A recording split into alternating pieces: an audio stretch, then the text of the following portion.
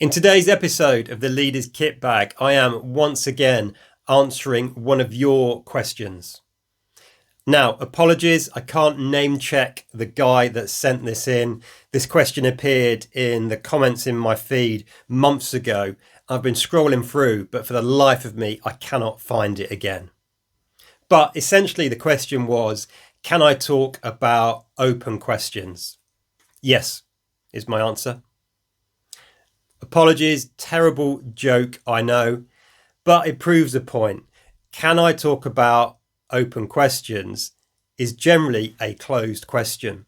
And a closed question is one that generates either a yes/no answer or a very short 1 or 2 word answer. Now, to be absolutely fair to the gentleman that posted this question, that wasn't his precise question. The real question was more along the lines of, can I talk about open questions and give him some information to share with his colleagues, particularly around what they are and when to use them? And that's what we're going to cover in this episode of the Leaders Kitbag. Hey, I'm Ben Morton. I'm a leadership trainer, executive coach, and keynote speaker. And if you or your organization needs any support with either of those 3 things, then please get in touch. I'd love to have a conversation. You can email me at chat@ben-morton.com or just check out my website and get in touch via the contact form there, which is ben-morton.com. So, to today's episode of the Leaders Kitbag and open questions. Firstly, what are they? Well, building on what I've just said, an open question is one that generally does not generate a yes, no, or 1 or 2 word answer. For example, in an interview, an example of a closed question could be something along the lines of, would you describe yourself as a resilient person? You're going to get a yes, no, maybe type answer. An open question that would be more useful and give you more information and insights into that person could be something along the lines of, can you please describe a time at work where you really had to persevere and push on against some really difficult, challenging odds? A very different question that's going to generate a very different type of response. Some other examples of really simple open questions could be, what options do you think we have? Can you tell me how you feel about this? So that's what open questions are. Next up is, when should or could we use them? The thing here is, we often fall into it's not really a trap, but we often think of open questions as merely being a tool or approach we use when we're interviewing people. But actually, great leaders use them much more often than that. We can use open questions to encourage problem solving. What do you think? What other ideas are there?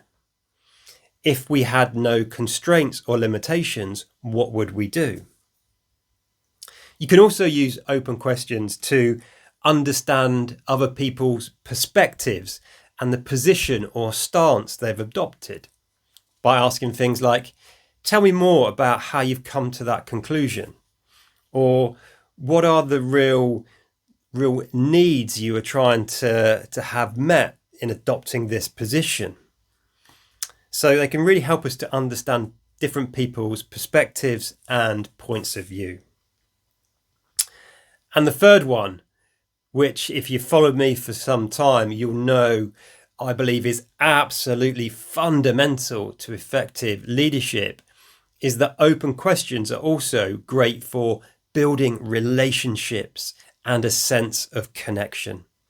Because as leaders, people will follow us and go the extra mile and step up when we make big requests when they know we know them and care about them. So an open question for building relationships and connection could simply be, tell me about your weekend, or what's been the highlight of your week so far? And they work when we actually stop, pause, and pay attention to what they say in response. Anyone who's got kids will be familiar with this, right? And I used to do this when my daughter was much smaller. I'd pick her up from school. If I said something like, hey, how was your day? I'd either get good or fine, thanks. So instead, I built a habit and routine actually, and my daughter knew these two questions were coming, of asking two open questions. And it was always, what did you love? What did you learn? And generally, we had a really lovely conversation. The final thing I've got for you in this episode of the Leaders Kit Bag around open questions is around why they are so important. Number one, they generate empowerment.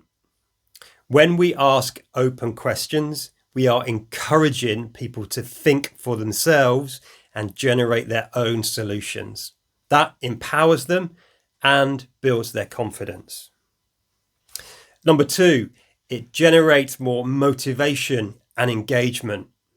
Very simply, people are always more motivated and engaged to act on and execute a plan they developed themselves rather than one that was given to them. And the final one, which links to something I said previously, is that open questions really help us develop a deeper understanding of other people's perspectives. So that is it for this episode of the Leaders Kit Bag. As always, I hope you found it useful. Look after yourself and those you've got the privilege and responsibility to lead. And if you need any support with training, coaching, or keynote speaking, do drop me a line and get in touch. Until next time, lead on.